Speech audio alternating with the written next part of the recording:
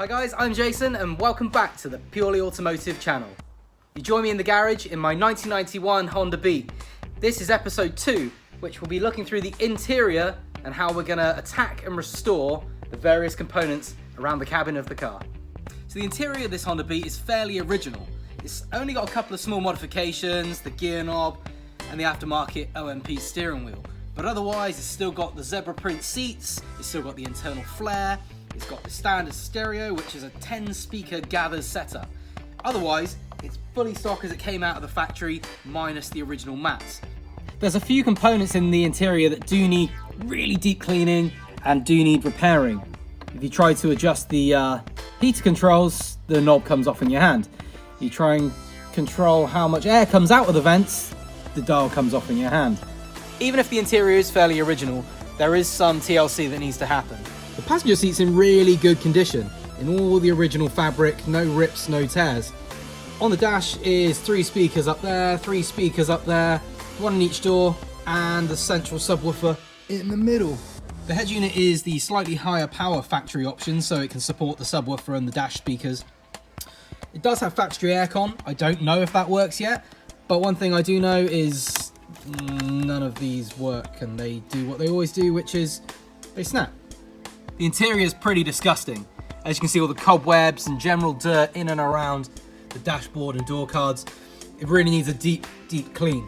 The car's got a Razzo Type 100 gear knob shifter, which I don't know if that was a cool thing or a good thing back in the 90s or early 2000s, but it's pretty cheap and nasty, and I think it's gonna have to go. The OMP steering wheel is actually in really good condition. It's, I think, a 330.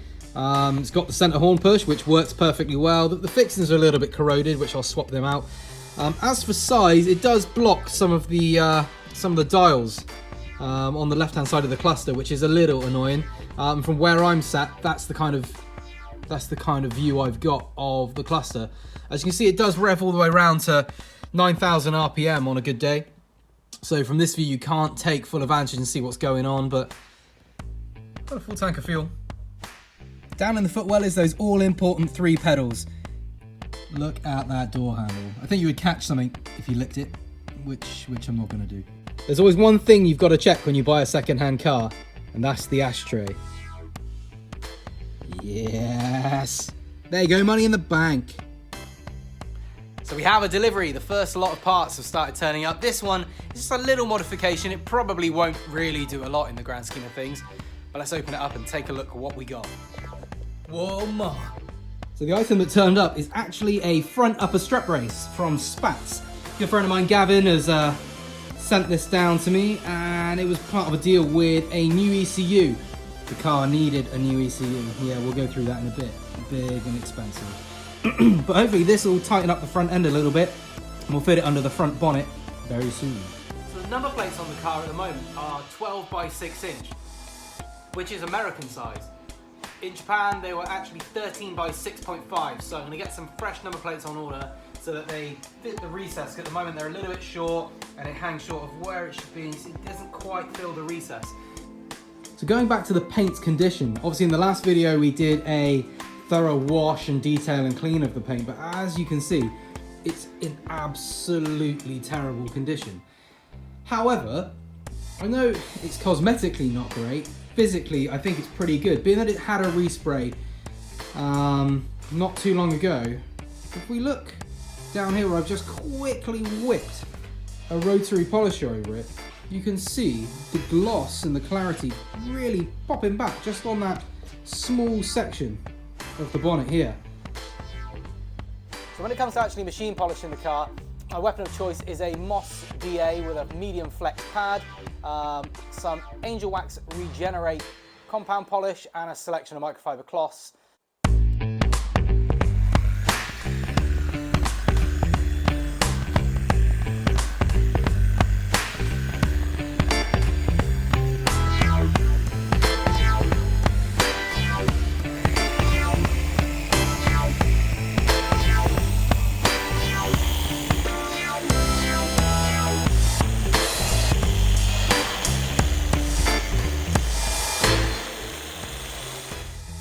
So that's the first pass with the DA polisher. Let's buff it off and see what we've got.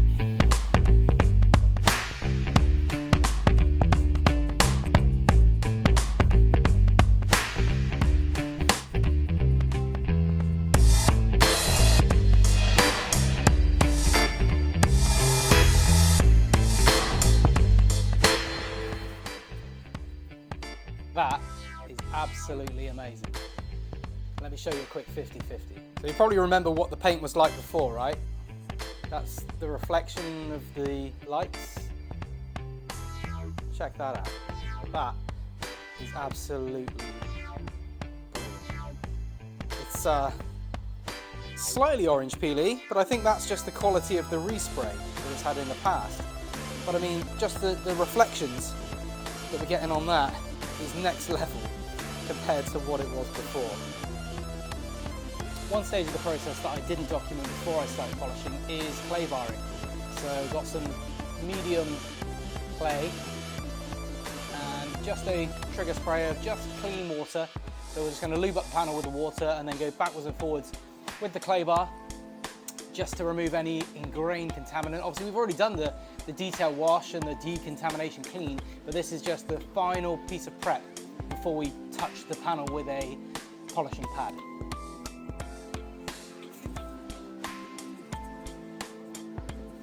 That, all the grime that's come off what is a clean car. It's been washed twice, been decontaminated, and that's just ingrained in the paintwork, just deep within the surface of the clear coat. It's absolutely crucial and well worth doing. Another thing to note on the Honda Beat is you can take the front badge completely apart. So on this one, the back black inner piece comes away from the gloss chrome H badge. So I'm going to clean this all up before I put it back on. I know someone's bound to ask what wax I'm going to use to protect the Honda Beat. So this is my wax of choice. It's called Harley Wax. It's from California. It's a natural carnauba wax. It's designed for planes, cars and boats. So there we have it, the final result. The Jazz washer jet's been refitted, the front badge has also been refitted, and the paintwork is looking amazing. It's got so much more gloss and shine. Potentially save myself hundreds, if not thousands of pounds on a respray. So thanks for joining me in this episode on Purely Automotive, and join me next time for more action on restoring the Honda Beat. Don't forget to like, share and subscribe for plenty more videos to come. Thanks.